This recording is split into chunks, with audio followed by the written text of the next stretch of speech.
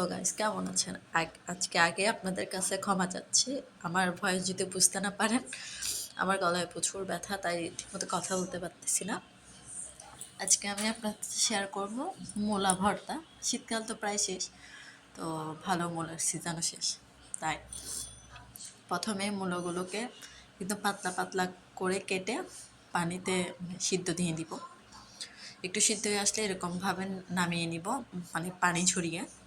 তারপর একটা কড়াইতে মরিচ ভেজে নিব, যতটুকু ঝাল প্রয়োজন। মরিচগুলো কিন্তু যথেষ্ট ঝাল। ভাজা হয়ে আসলে তারপর হচ্ছে যে মরিচ, পেঁয়াজ কুচি আর হচ্ছে লবণ দিয়ে ভালো করে মেখে নিব। এটা একদম সিম্পল, 5 মিনিটও লাগবে না করতে। তো মাখা হয়ে গেল।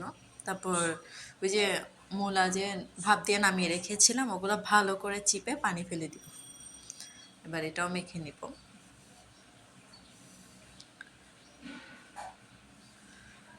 মাখা হয়ে গিয়েছে, উপর থেকে একটু সরিষার তেল দিয়ে দিলাম। এই সরিষার তেলটা একদম খাঁটি সরিষার তেল, একদম নিজের সামনে ভাঙিয়ে নিয়ে এসেছি। এই তো রেডি হয়ে গেল আমাদের মূলা ভর্তা। অবশ্যই একবার ট্রাই করবেন। কেমন লাগছে অবশ্যই জানাবেন। আজকে এই পর্যন্ত, আর টাটা।